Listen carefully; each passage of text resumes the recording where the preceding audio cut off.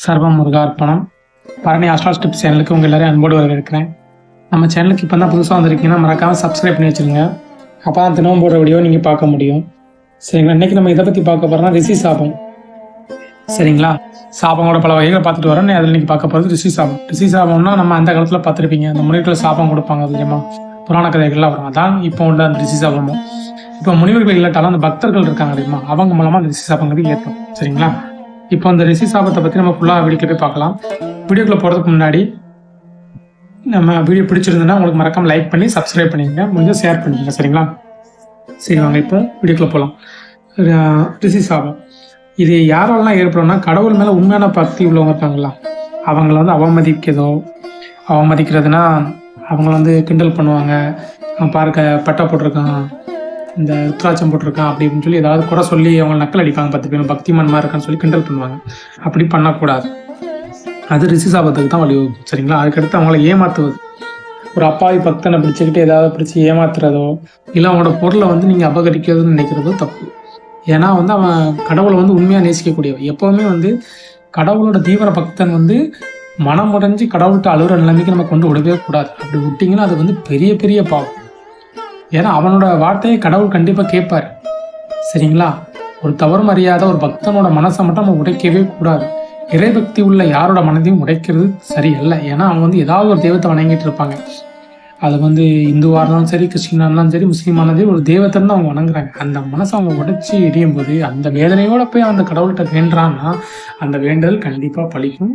அதான் ரிஷி சாபத்தோட ஆரம்பம். சரிங்களா, இது வந்து என்ன ஆகும்னா ஒரு சாபமாக மாறிடும். அவங்க அப்படி வேண்டுறது, அப்படி வேண்டிய அந்த ரிஷி சாபம் வந்துடுச்சுன்னா அதனால என்ன பிரச்சனை வரும்னா வம்சம் அழிஞ்சிடும்.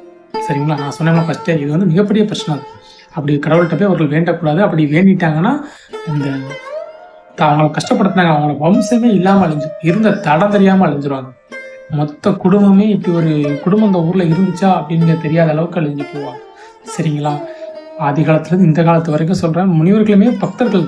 இந்த முனிவர்கள் வந்து ரிஷிகளாமே பக்தர்கள். அவர்களை நோக்கடிச்சா அது சாபம் தான். அந்த சாபத்தை வந்து நம்ம பார்த்துக்கும் புராணத்தில். அதே தான் இப்போ உள்ள கலியுகத்திலையும் இப்போ இருக்க அந்த நல்ல பக்தர்களையும் உண்மையாக இறைவனை மதிக்கக்கூடியவர்களையும் ஏமாற்றுறது இந்த மாதிரி பண்ணிங்கன்னா அது வந்து வம்சத்தை அழிச்சு. சரிங்களா, அது வந்து ஒரு வம்சம்னா உங்களுக்கு புரியுதா, ஃபுல்லாக அந்த குடும்பமே இருந்த இடமே இருக்காது, வாரிசே இல்லாமல் மொத்தமாக அழிஞ்சு போயிடும். சரிங்களா, இப்போ அந்த சாபம் வந்து முன்னோர்களால் ஏற்பட்டதால இருந்தாலுமே எப்படி தெரியும்னா, அவங்க வீட்டில் வந்து அதிகமாக ஆண் வாரிசுங்கிறது இருக்காது, பெண் வாரிசுகள் அதிகமாக இருந்து ஆண் வாரிசுகள் கம்மியாக வந்துக்கிட்டே இருக்கும். சரிங்களா, நிறைய குடும்பத்தில் வந்து அப்படி கடைசியில் அந்த ஆண் வாரிசுகள் குடும்பம் வந்து இல்லாமே போயிடும். சரிங்களா, இது வந்து ரிஷி சாபத்தால் ஏற்படக்கூடியது தான். இல்லைன்னா குழந்தை இல்லாமல் போயிடும்.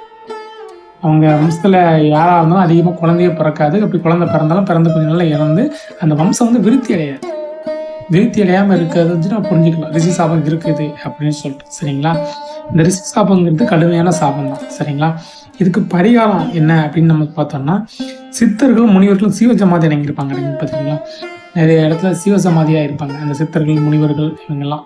அந்த சீவசமாதியான இடத்துக்கு போய் வழிபடுறது மட்டும் இல்லாமல் அங்கே வரக்கூடிய பக்தர்களுக்கு சேவை பண்ணணும். ஏதாவது ஒரு சேவை அவங்களுக்கு பண்ணணும்.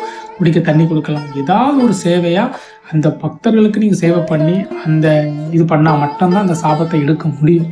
சரிங்களா, இதோட சாபத்தோட விளைவு அதிகம். அதனால தான் நான் திரும்ப சொல்கிறேன், இந்த சாபம் யாருக்காவது உங்களுக்கு இருக்குன்னு தெரிஞ்சுன்னா மறக்காமல் உங்களால் முடிஞ்ச அளவுக்கு சீக்கிரமாக எங்கேயாவது ஒரு சித்தர்களோ முனிவர்களோ சிவசமாதியான இடத்துக்கு போய் நீங்கள் வழிபட்டு அங்குள்ள பக்தர்களுக்கு சேவை செய்யறதுங்கிறது ரொம்ப நல்லது. அப்படி எங்கேயுமே தெரியலை அப்படின்னு சொல்கிறவங்களுக்கு திருச்செந்தூரில் 3 சித்தர்கள் உண்டு. அதாவது அந்த கோயிலை அந்த கோயிலை கட்டின சித்தர்கள் அங்கே தான் சிவசமாதியாக இருக்காங்க. அவங்கள போய் வழிபட்டுருக்காங்க. சரிங்களா, ஏன்னா திருச்செந்தூர்னா எல்லாத்துக்கும் டக்குன்னு தெரியும். ஆனால் அந்த சித்தர்களுக்கு போய் வழிபட்டு அங்கே உள்ள பக்தர்களுக்கு ஏதாவது சேவை செய்யும். சரிங்களா, இந்த வீடியோ உங்களுக்கு ரொம்ப பிடிச்சிருக்கோம் நம்புறேன். பிடிச்சிருந்தா மறக்காமல் சப்ஸ்கிரைப் பண்ணிடுங்க, முடிஞ்சால் லைக் பண்ணிடுங்க. சரிங்களா, இன்னொரு வீடியோவில் பார்க்கலாம். சர்வம் முருகார்ப்பணம்.